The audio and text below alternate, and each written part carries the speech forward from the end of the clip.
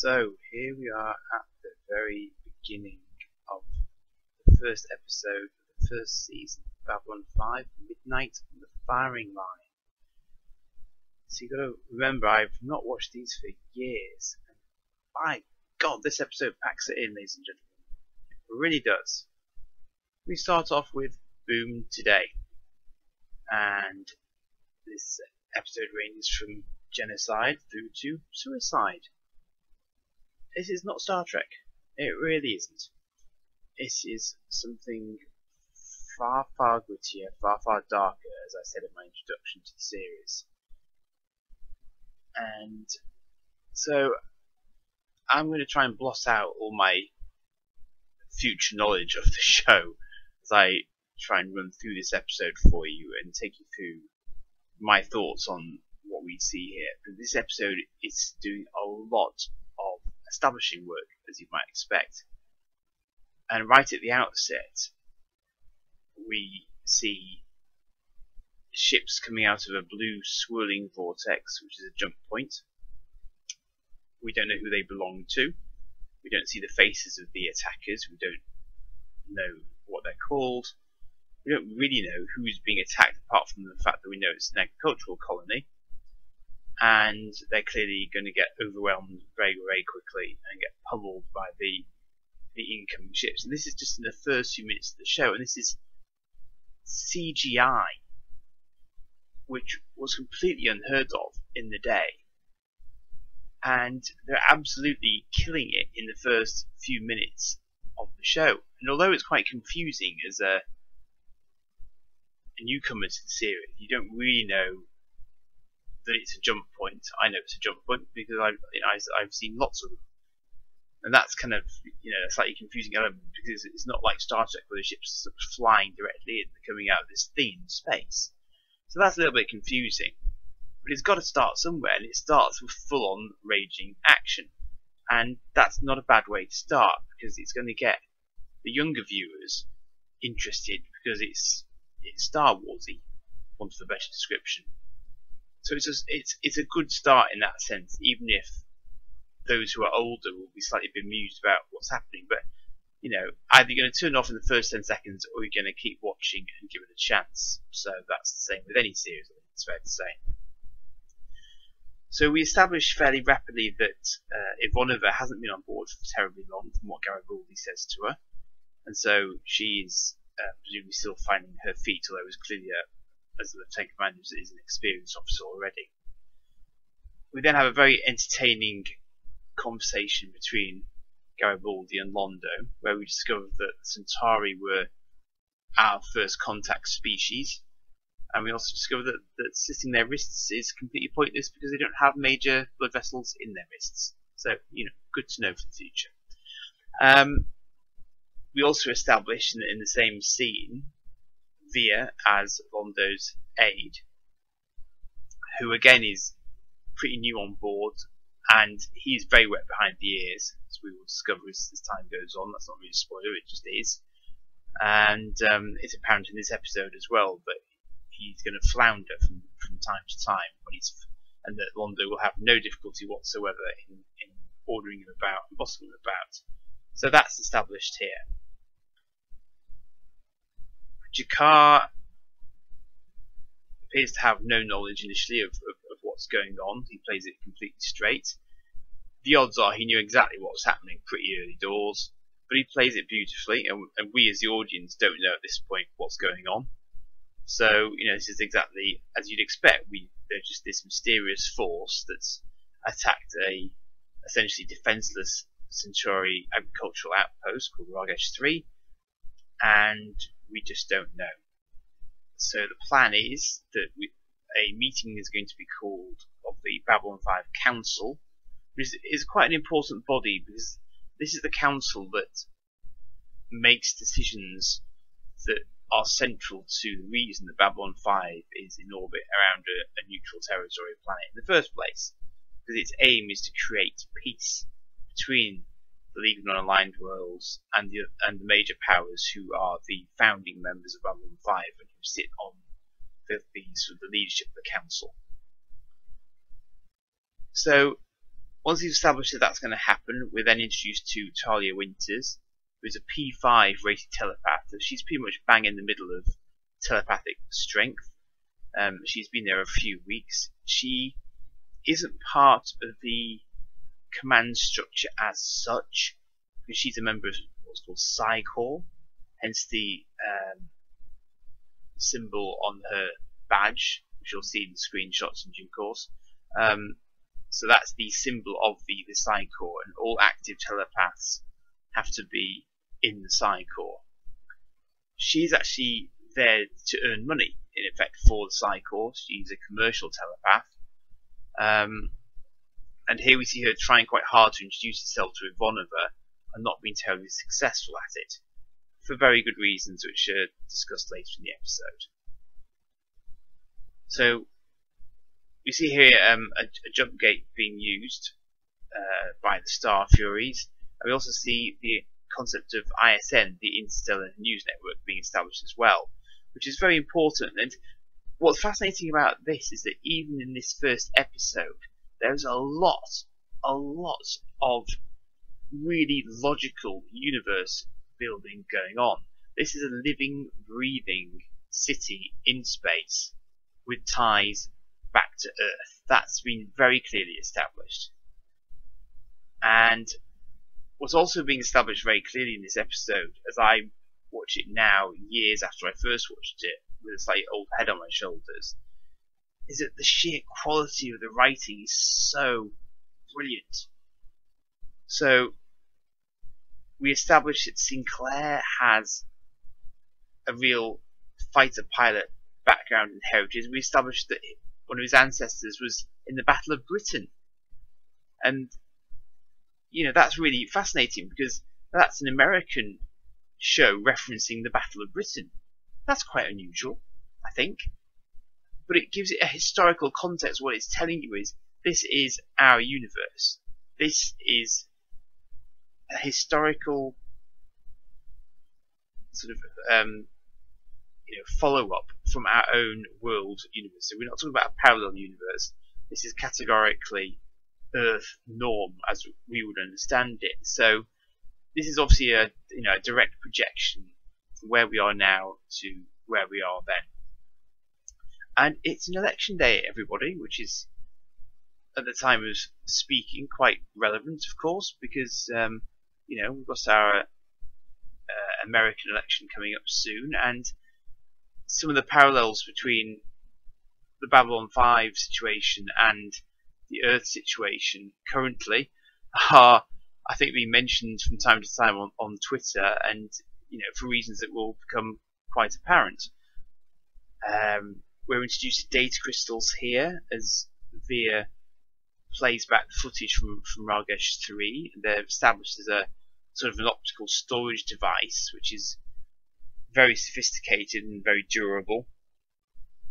Again, not something we have. I think the most sophisticated storage device that I had at the time was a zip drive, capable of storing an immense 100 megabytes in its chunky frame. I actually really liked them. They were very, very good. And I had a portable drive that I could take around and plug into different computers with. It was great. I loved them.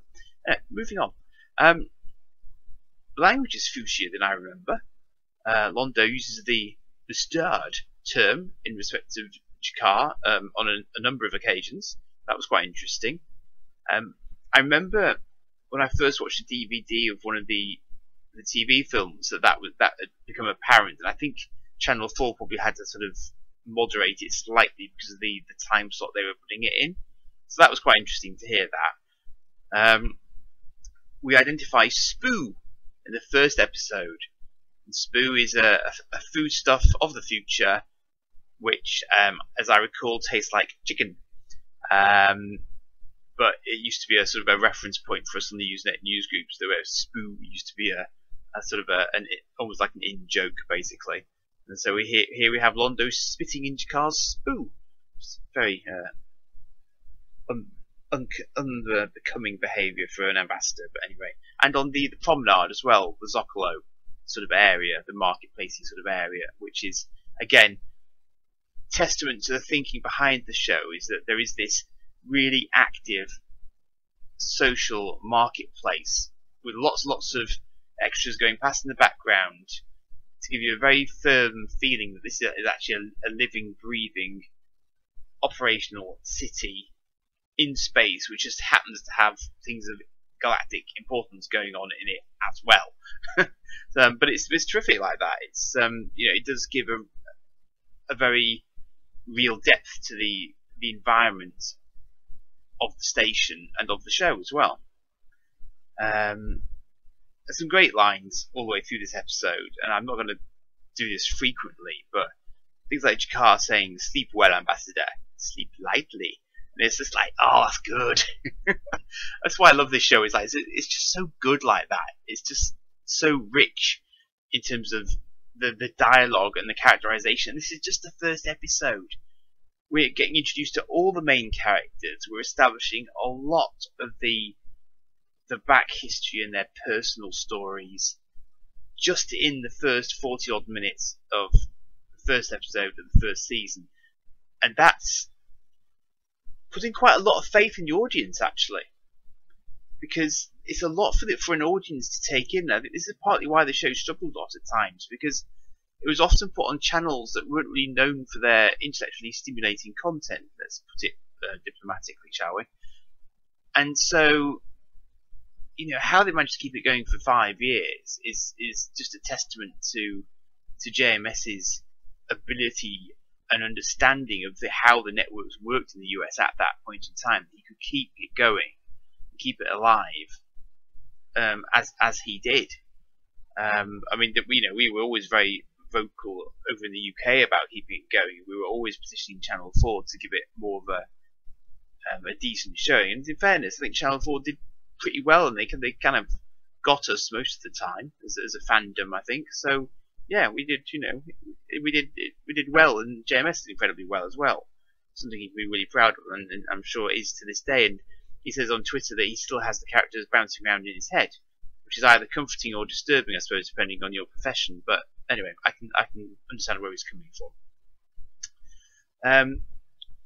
We don't see it in this episode, but we hear tell of Londo and his dream about his own death and being sort of throttled whilst throttling somebody else, and that he knows now, having seen him, that it's going to be Jakar who he's locked in this sort of death struggle with. And that's very, very interesting, because it means that basically we kind of know at that point that there's a possibility that Londo won't die for 20 years, effectively, neither will Jakar. But you don't necessarily take it completely as read, because we don't really know a lot about whether or not that actually signifies anything at this point. But it's an interesting thing to have there again in the first episode, because that's an indication of just how long term the planning for this show is. There was a defined point in time at which that could happen, and it's 20 years away from the first episode of the show. So that's really, really interesting. That's very, very clever, because it adds real depth to it. It's not a throwaway line. I'm listening to the show on a laptop which still has a DVD drive in it, which gives you an idea of its age.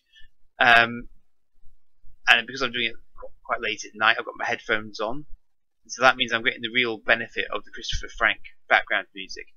I still play the music from the show in my car, off my phone, off the CD, very frequently, because it's just great. It's a little bit like sort of Daft Punk electronica, I think. It's a fair description of it. But again, it's adding depth to what's already there in the emotion and the writing and the effects and everything else. And it is very much, as you would expect, a part of the show. And they did it in a sort of a kind of very digital fashion at the time. So they had Christopher Frank and the Berlin Symphony Orchestra, I believe it was, very, very remotely sort of doing the music for the show as they sort of saw it on the screen. I think possibly with the rushes and stuff as well. And doing that at that point in time is pretty remarkable stuff. I mean, it's remarkable just how far they were pushing things doing this show.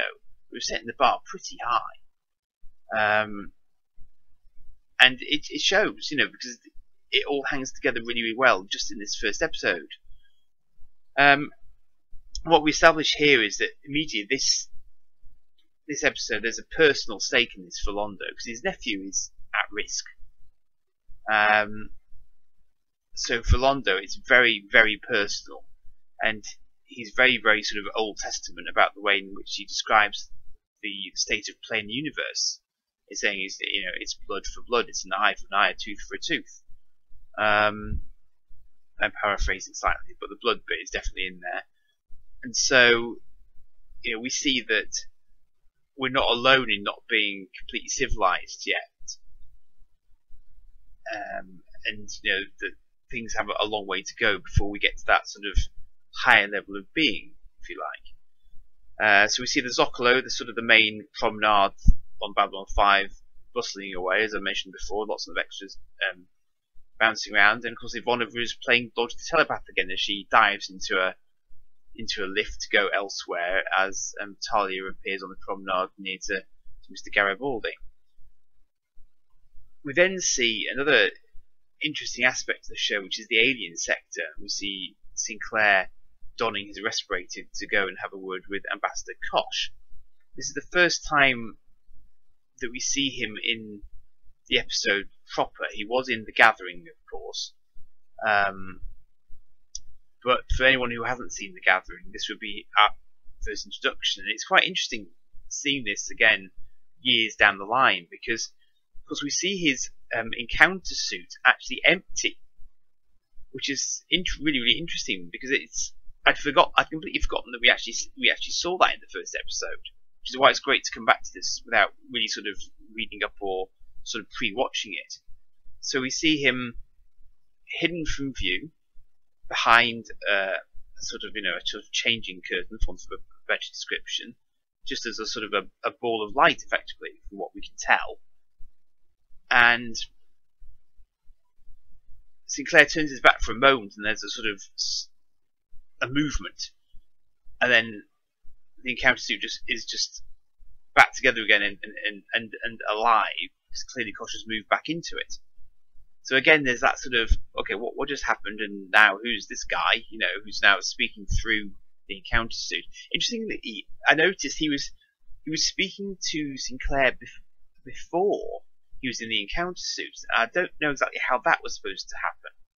So whether or not that's suggestive that there was something in the room that could pick up what he was communicating and send it on to Sinclair. Maybe the suit was doing it even though he was out of it. I think that's a distinct possibility. Here we start with the Koshisms. Sinclair asks him a question, which is an Anan or the Centauri question, and Kosh says yes. Yes to which? Does that mean yes both of them, or yes something else, or it's not entirely clear what he really means, and this is obviously not unusual for Kosh, as we will find out. But again, it's a great introduction to his character, is that he will answer questions, and he will turn up to certain council meetings when he's asked to. Other times, not so much. And that sort of enigma status will remain with us for some time. We then have a little aside with Londo and Veer, where Londo accuses his leaders of being a convention of genetic defects, which is nice,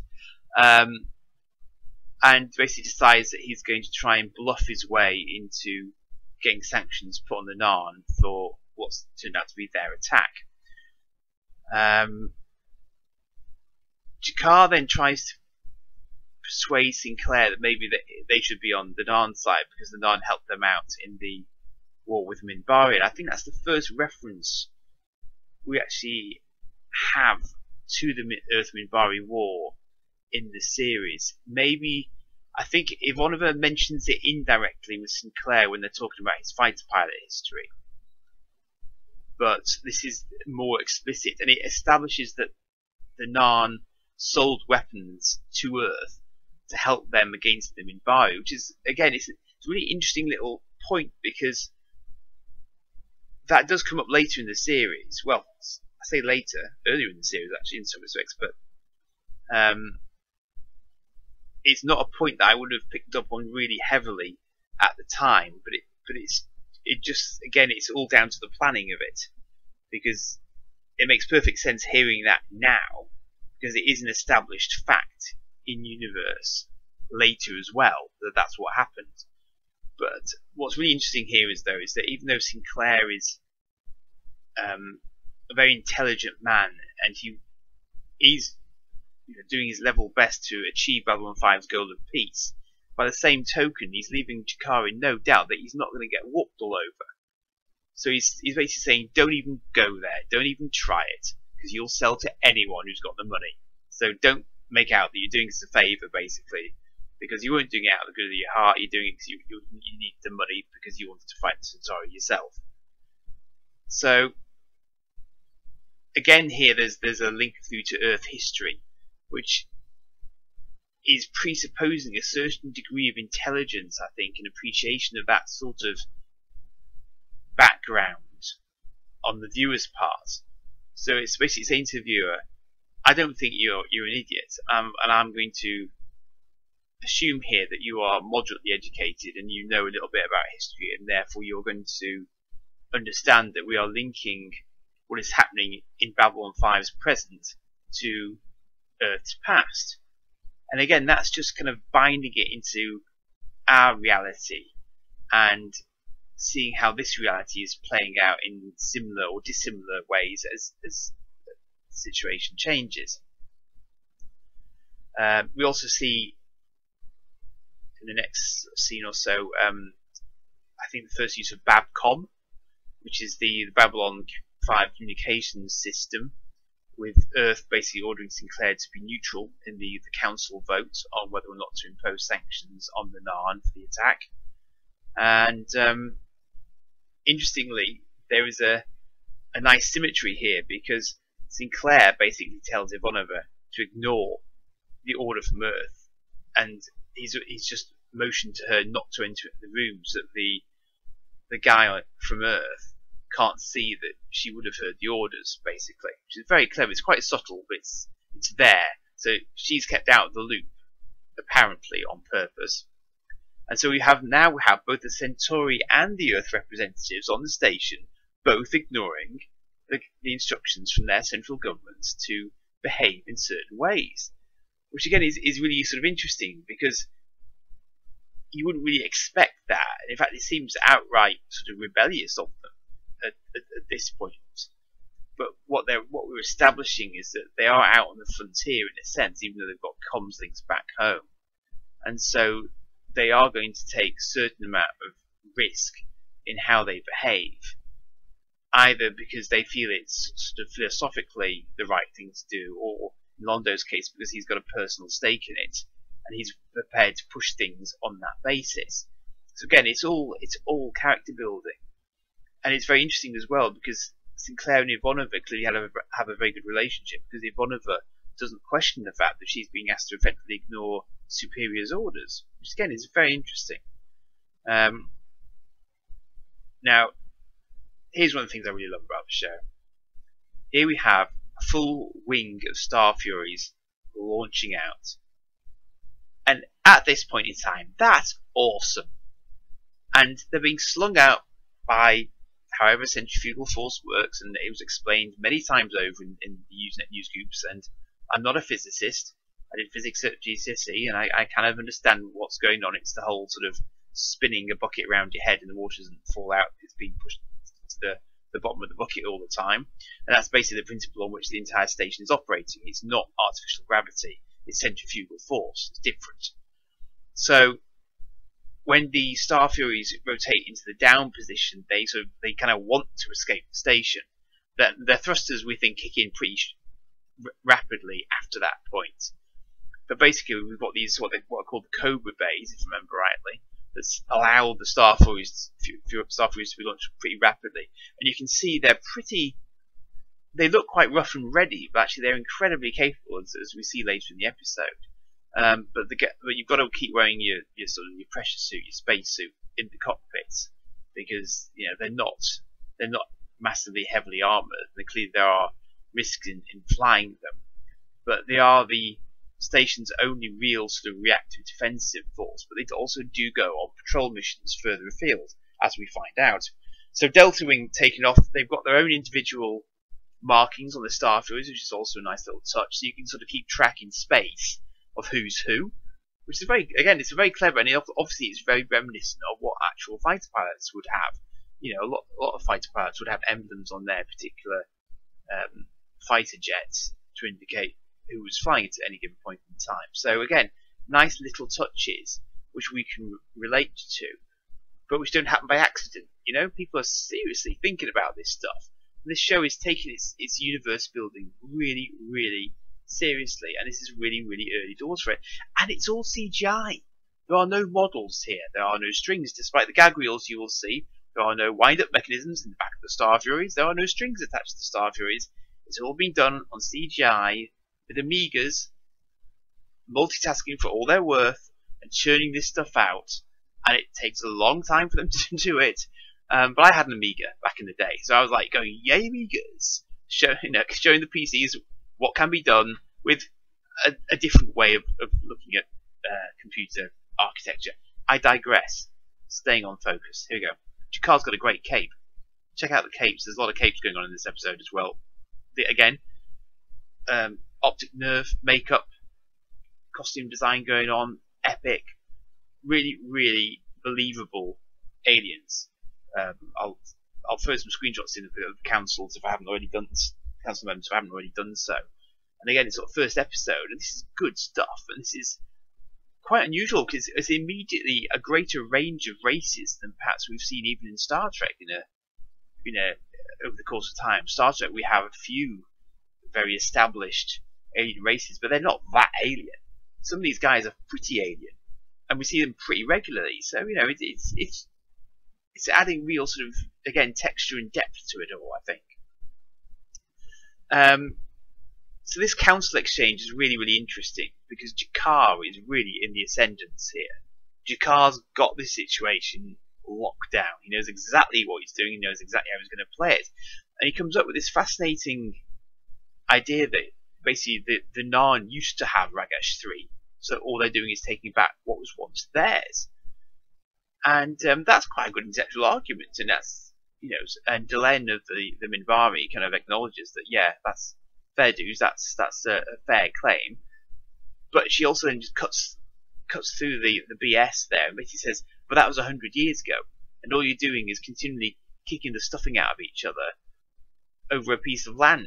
They take it, you take it back, they take it back off you again. Why are we still in this cycle?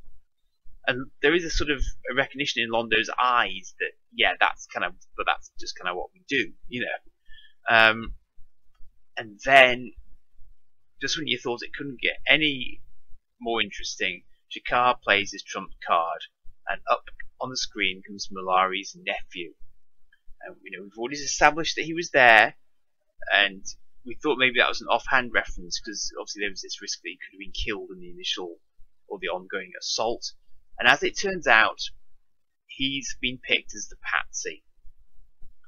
And as you'd expect in this sort of situation, he's clearly reading from a prepared statement because he's constantly looking down. And I'm sure that is in no way accidental. So he's doing the classic thing whereby he's saying, no, we invited them in. It was all our idea. We love them. We're going to keep some ties with Homeworld. We're not going to be completely annexed. But as we've seen in the not so recent past in our own world situation, this is a classic annexation where they're sort of saying, yes, we'd love you to come in because we really hate our home world and our home nation and we don't like them anymore and we prefer you, thanks very much. And it's all a pile of what, because it's clearly been done at the point of a gun, and they've the Narn has not been subtle about this in any way, shape or form, and it's fairly blatantly obvious from both the way that Jakar's lording it up and the body language from Malari's nephew that this is not his idea of a good idea at all. But it gives the others on the council a massive headache because they can't really naysay it because they don't have the evidence or the proof at that particular point in time. And Jakar then further calls Malari's bluff and says, actually, your government doesn't want to take any action, does it? At which point Malari's got absolutely nothing left. So we then shift scenes somewhat, and this next bit is just brilliant. And I love this because, you know, I was playing Elite in 1984, and Elite wasn't actually real world physics. The later version of it was, and you could do some great stuff there. And somehow I think I've always had a feeling that, you know, spaceships should behave in a certain fashion, and Star Trek spaceships very rarely do. Neither do X-wings or things like that, but Star Furies absolutely obey real-world physics. There's no faster than light travel. There's hyperspace, and we've seen the jump gates already now. So we've seen that a yellow swirly thing in space means you're going into hyperspace, and a blue swirly thing means you're coming out of hyperspace. Dead easy. And generally speaking, there was a jump gate involved, and there's a jump gate very near to Babylon 5, which allows the Star Furies to get around.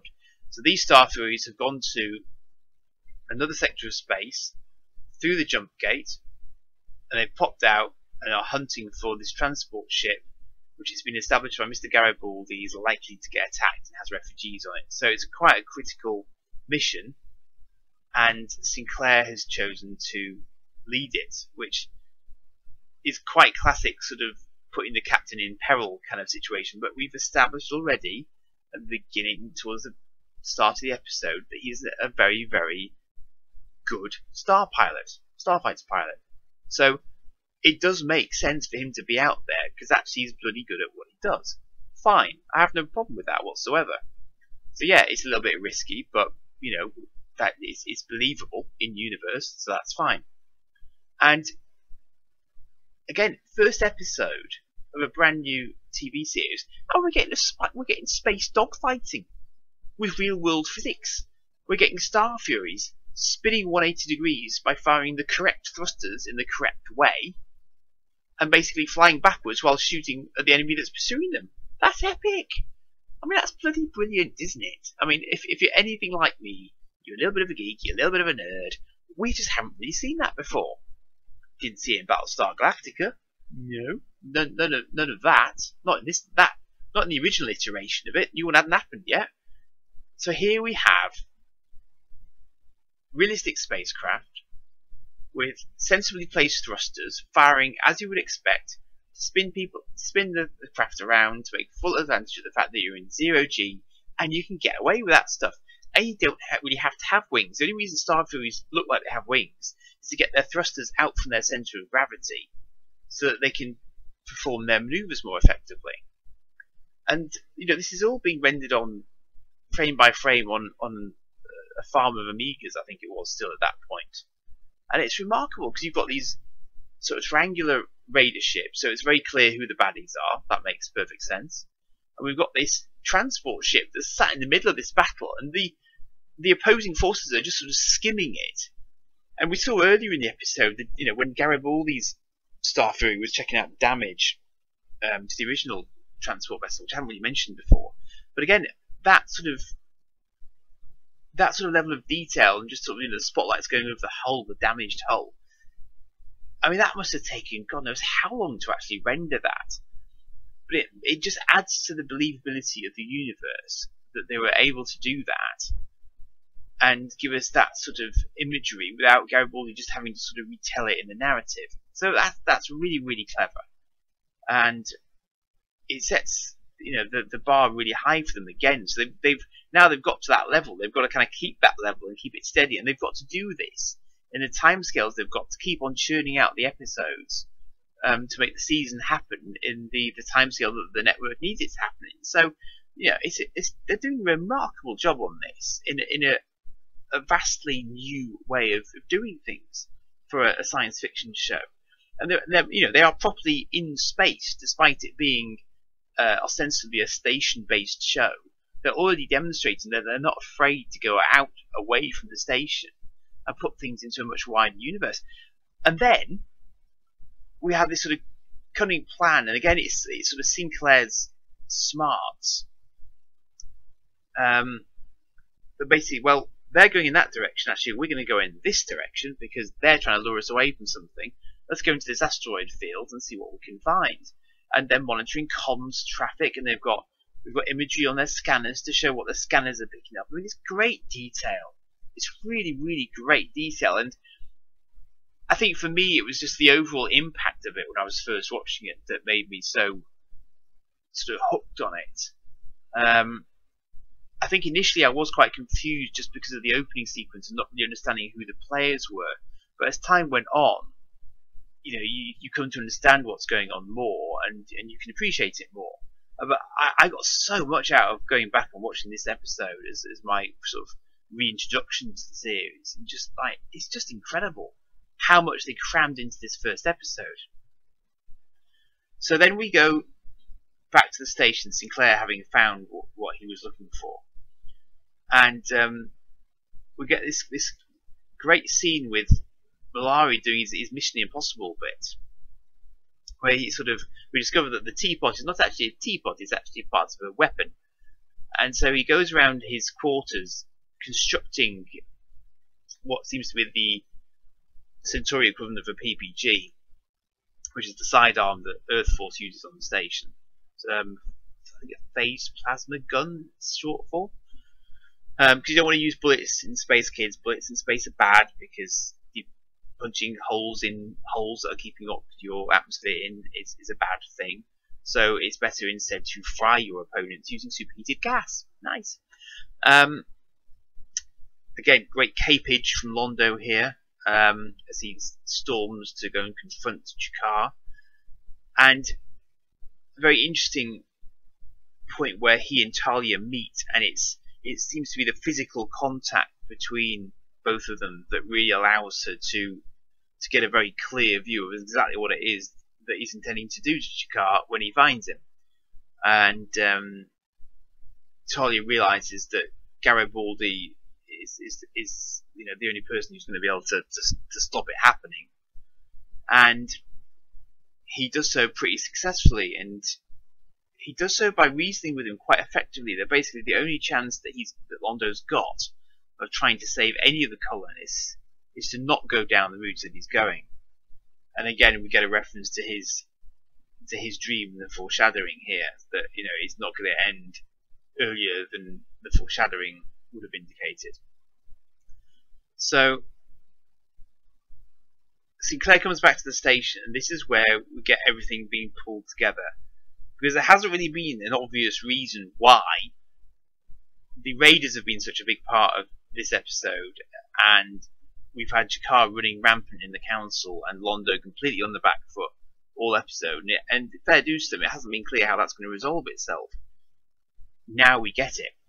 So now we realise that Sinclair has twigged that because the Raiders were using heavier than average weapons against transport ships, they had to buy them from somebody. And as Jakar said to him earlier in the episode, bingo, the Narn will sell the heavy weapons to whoever can afford them, and that includes the Raiders. And as a result, the Raiders have a Narn representative to make sure that they don't sell the weapons on to anyone else. And it's that representative that Sinclair found on the command and control ship in the asteroid belt. So then he's brought him back with him. Now, apparently, that Narn ship intercepted comms traffic between the Narns and the Narn homeworld out of Ragash 3. Now, I don't really know if that's kind of technically workable, if they were in the right sort of region to be able to pick that up. But clearly, even if it was a bluff, Jakar completely accepted that was a possibility, and that completely took the wind out of his cape. Haha. And so, effectively, that particular plot of the Narns is game over. So they're going to have to pull out of Ragash 3, despite the fact they clearly done quite a sort of successful sortie to get it in the first place. But they know now that because of those transmissions, the annexation yes please do come in plot isn't going to hold water anymore. So they're stuffed basically. And that's quite a nice tidy resolution, and it's brought everything together. So that seemed like quite a positive thing But then we get this incredible scene between Talia and Ivanova, and again, it's the first episode. It's only the first episode, and this is where we discover why it is that Ivanova has been dodging Talia so much. And Ivanova's, she acknowledges that she has been rude to her, and she does sort of apologise for that. But of course, we then get this very harrowing tale about why it is that what Talia represents, not necessarily Talia herself, and again she makes that point, but there's no real forgiveness from Ivanova either. There's no sort of instant forgiveness here. She can't immediately say, yeah, I'm going to like you, because fundamentally what Talia represents is an organisation that was responsible for the slow decline of Ivanova's mother, almost in a sort of dementia sort of way, the way she's described it, which brings a certain parallel for myself and something I've recently gone through. And clearly that then ended in Ivanova's mother choosing to take her own life to end the suffering that she was going through, purely because she was a sort of a vaguely capable telepath who probably wasn't even a direct danger to anyone, because it didn't sound like she could actually control her talent. And so that establishes a really strong part of Ivanova's character, that she is fundamentally against what the Psychor stand for because of what's happened to her mother. And so even though she doesn't know Talia, she isn't really prepared to get to know Talia because of what it is that she represents. And that situation is not resolved. That is a live situation which is going to continue, clearly, because it doesn't get fixed. So this is not, again, the Star Trek universe. This is real. This is a human being with a completely understandable prejudice towards another human being, even though it's not something that is directly their fault. And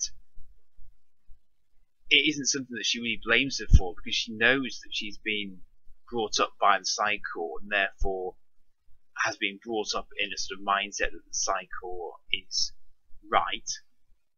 And that just means that she knows that she can't really talk to her, and she's not going to change her mind 2 seconds flat. And so she wishes her a good night and walks away. So again, it's just that would have been a really sort of dark place to leave the first episode. You could almost have seen JMS leaving it there, because it would have been quite a sort of a down thing to leave on. But again, it's the sort of thing where that's dealing with suicide. This is in the first episode of this show. We've established very firmly that this is a show which, whilst being a science fiction show, is not pulling its punches in terms of the dramatic stories it's going to tell, because this is proper grown-up stuff. This is not a kid's show. You could show it to a kid, and I guess I was probably fairly young, right? In some respects when I started watching it, but I'm hoping now to get more out of rewatching it in this way, and I'm probably going to go well beyond my scheduled 10 minutes slot that I was thinking I was going to do. But it's just that this first episode sets up so many strands going forward and establishes so many other characters, and it does so in a way that isn't overly forced, because we see people and we don't really know that much about absolutely everybody, but we get a very, very clear description of some of the backstory of Earth and what Earth's been through recently, and we understand the dynamics between Londo and Jakar, and that at one point Londo's race were very, very, very strong, and that they dominated Jakar's people at one time, but that dynamic seems to have shifted somehow. We're not quite sure how that happened, but we know there has been a shift, and Jakar is, right up until the end point of the episode, is really seen in the ascendancy. So again, it's just setting up a very, very interesting dynamic that the Earth Alliance is kind of caught in the middle of, and we haven't really been introduced to them in Bari much. They've been referenced, but we haven't really been introduced to Delenn at this point. And we've also got Kosh, the enigmatic ambassador from the Vorlons, who's been introduced again, and we've seen a little bit of him, but not a lot, and we don't really understand how he fits into it all.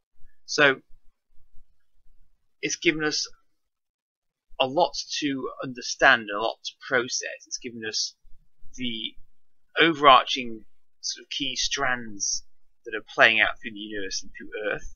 And in the last scene here, where, well, actually, no, I'm skipping ahead. There's Duck Dodgers, ladies and gentlemen. And this is Garibaldi's second most favourite thing in the universe, Duck Dodgers. And here we have him doing what can only be called a cultural exchange with Delenn. So we have Delenn sat next to him, wondering what this stuff is that she's being offered to eat, and watching this cartoon from Earth's, long since past about the future, which is actually futuristic even compared with Babylon 5's time, and she hasn't got a clue what's going on. And that's as it should be, because she will not understand any of the cultural references, because as educated as she is in Earth ways, there's still an awful lot she doesn't understand. And Daffy Duck, dressed up in a space costume, is going to be pretty high on the list of things that she doesn't understand. So, but it's just that, the fact that Garibaldi has found the ambassador of the Minbari to sit with, to watch a cartoon with, is great. It's just one of those lovely comedic touches which, the show is also very, very good at. It gives good banter, this show, as well, a lot of the time. I mean, Volniver's got a lot to do with that as well. Such as time earlier in the episode where she threatens to snap Garibaldi's hands off at the wrist for daring to touch her console and daring to sit in her seat, basically. He seems to get out of that alright, though, so that's good. And now we get to the final scene, which is, might be paraphrased as no rest for the righteous. So Sinclair's done a good job all day. He's sat down, he's heard that the incumbent Santiago has won the election, as was being forecast by the Interstellar Network News throughout the episode, again in the background, subtly. And doesn't seem particularly happy or sad about that as a concept. He's just tired because he's been in combat, so his adrenaline's probably worn off now, and he's shattered, which is again perfectly understandable. So he's going to bed, and just as his lights go out, there's a call, and he's needed. Or he might just go and stay in bed. That's kind of left hanging at the end there. And then that's the end of the first episode. That's just one episode.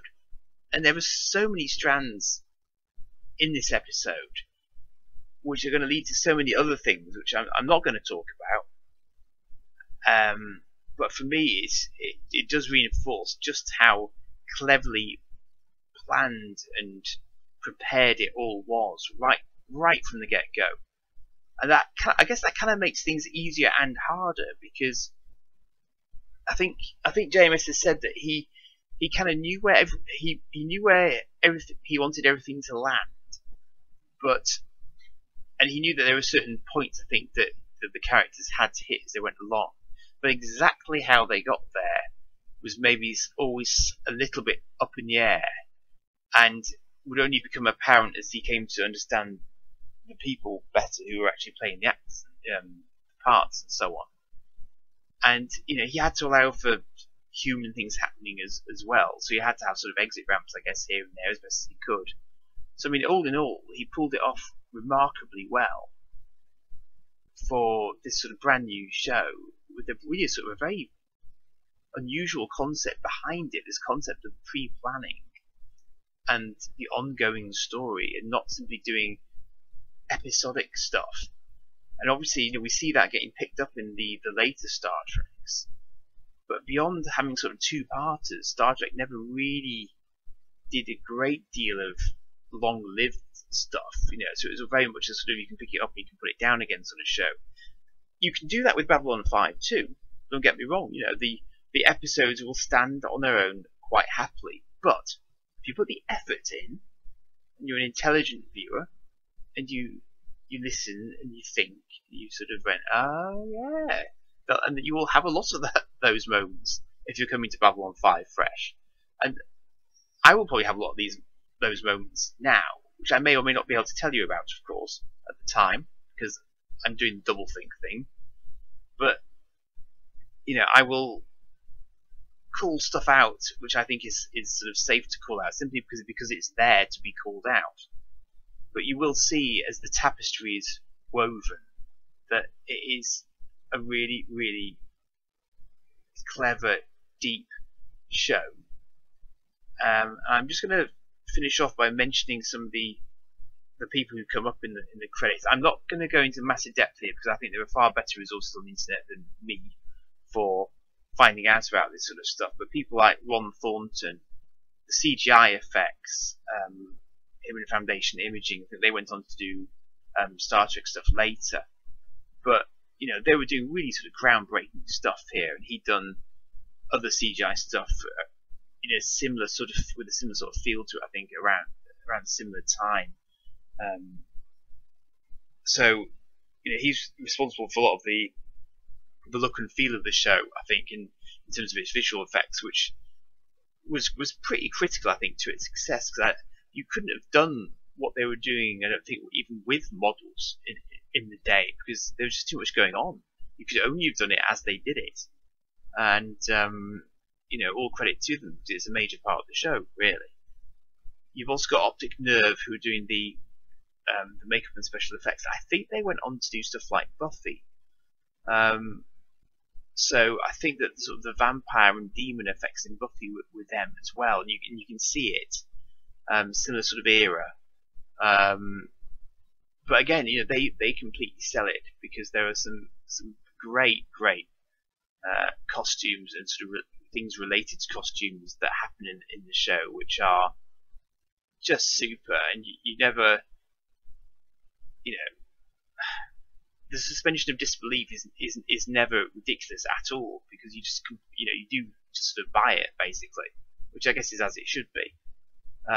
But I don't for a moment imagine that sort of thing is straightforward or easy to do in any way, shape or form. So again, massive credit to them doing it as they did it. I've already mentioned Christopher Frank.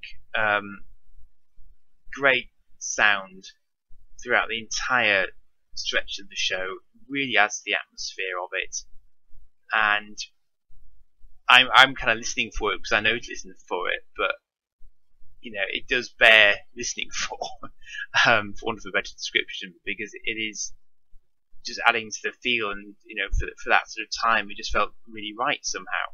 And it is part of the uniqueness of the show and the atmosphere and just the feel of the show, the ambience of the show. So yeah, so that was just the first episode of the first season. We haven't even started properly yet, and I thought it'd be going on for, let's have a look. Yeah, that's nearly an hour. I said 10 minutes, didn't I? Sorry. I've actually been talking for longer than the episode runs for. I'm going to have to cut back, but I think this is kind of like the pilot episode for my series of videos, so I'm going to allow myself that. But next time I'm going to keep a closer eye on the clock. And it's really late at night. Well, actually it's really in the morning. So thank you for listening. I'm going to sign off now, and I will see you for the next one when I've got a bit of shut eye. Good night.